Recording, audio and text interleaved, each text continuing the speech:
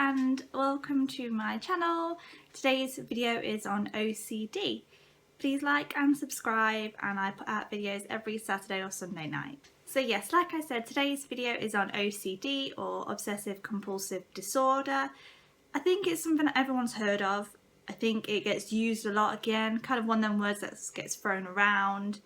Obsessive Compulsive Disorder or obsessive compulsions is something that you get from when you're being anxious about something that's happening.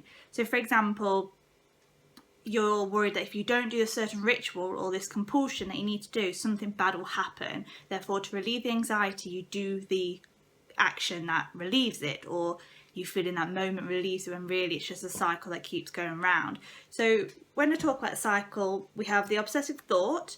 So you will probably hear a lot about people cleaning their hands, washing their hands, or turning on light switches, a traditional one that everyone hears about.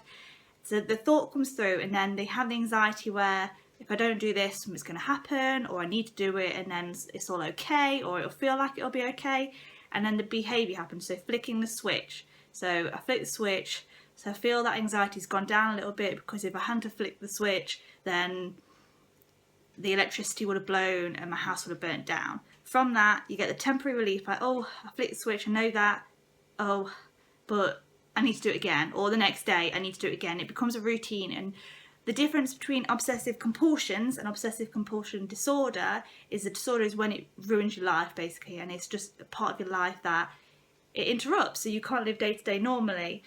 You can't function properly. And World Health has said that in the top 10 disabilities, OCD is a part of that, because it's so impeding on your life, and it just gets in the way, and you can't leave the house. When you do leave the house, you have to come back to the house, or you have to do stuff, or when you're out and about, you're washing your hands, or different stuff like that.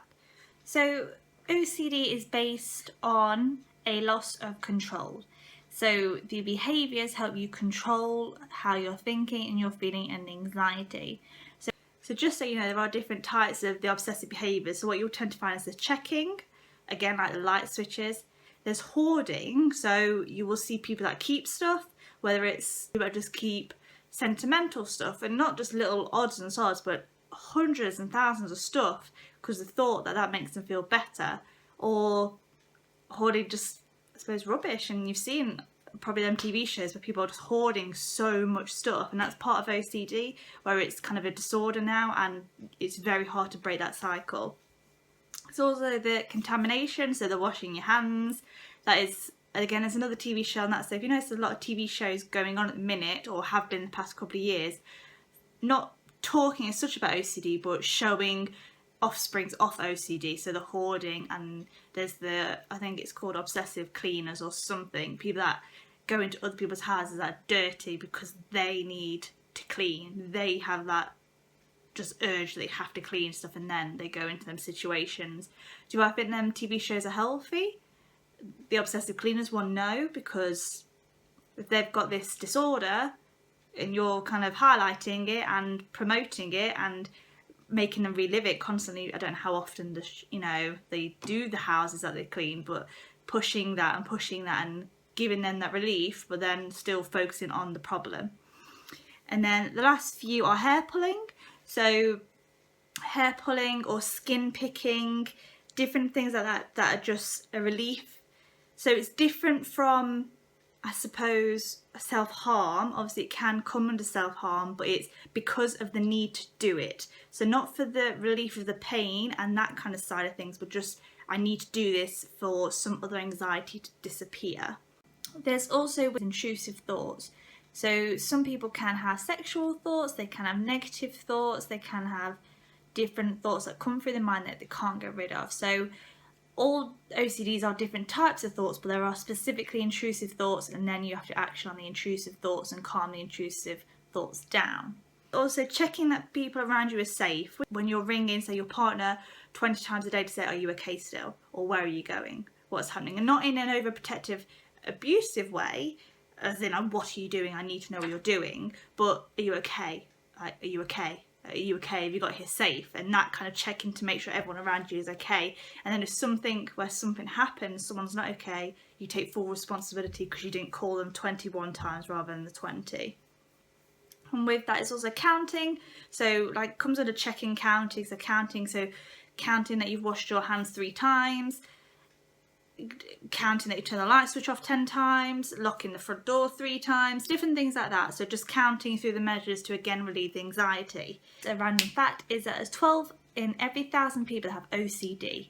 So this is where you will, I imagine, you'll come across someone with OCD, you know, in your time. I know when I was at the petrol station in Coventry a few days ago, there's a lady there that was wearing gloves because she didn't want to touch anything in the petrol station shop. And she asked the gentleman to put the money on the counter rather than put it in her hand or in her glove so she could pick it up herself. And then she was tapping different things as she moved along the counter. And it is quite unusual to see, especially if you've not noticed it before. And the gentleman in front of me was kind of looking at me like, what's this? And it was kind of, you know, she's not choosing to do this. It's just a habit. And she's not choosing to do this. This is a behaviour that she needs to do to kind of control her thoughts and feelings, and this is how she's moving through that motion. So anybody can have OCD, can get OCD at any point in their life. You're not born with it. Not everyone is born with it, sorry. It can be something that happens because of a life event. So for example, if you know someone that's been in a car accident when you should have been in the car or when you should have called them, that may trigger a behaviour to start calling everyone that you know that's driving in a car, so you feel you're protecting them. There is thoughts that it could be genetic, there is thoughts that it could be brain differences or serotonin levels, and then there are also thoughts that it could be based on personality. So you hear that people have addictive personalities or obsessional personalities, whether that's to do with drugs or drinking or any kind of behaviours. They have that personality where they're just more drawn to having these behaviours, but there isn't anything confirmed as of yet. The only treatment for OCD that has been found 100% successful is CBT. So I've talked about that in my other videos. It's cognitive behavioural therapy. So they have found that is kind of the resolve to OCD, and also medication to relieve the anxiety. So what do you do if your friend or family or someone you know, my nose is so itchy. What do you do if someone you know, whether it's your friend, family, brother, sister, anyone that you know has OCD? Do not tell them they're silly.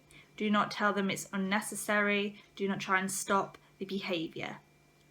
This, whatever behaviour is, whether it's flicking the switches, is relieving the anxiety that their thought has caused. That behaviour is relieving it. So for that moment, it's something that can help calm them down.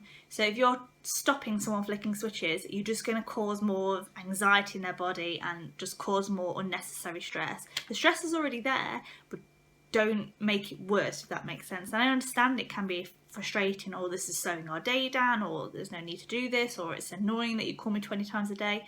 But until they choose to get the help and work through that, you're not helping by trying to stop that behaviour. It won't help. So try and just be understand, like I said in probably all my other videos, people that have mental health problems aren't choosing to have these problems. They don't probably want the problems. They are exhausted by the problems. They are unhappy by the problems, but they are there, and it's up to that person to choose to work through them and how they decide that and when they decide to do that. But you've just got to be there as a support mechanism to be there and prove that, you know, I still love you, whatever's happening. So I hope that's helped, and I hope it's made sense. If you've got any questions, please ask, and like and subscribe, and I will see you next time. Alright, bye.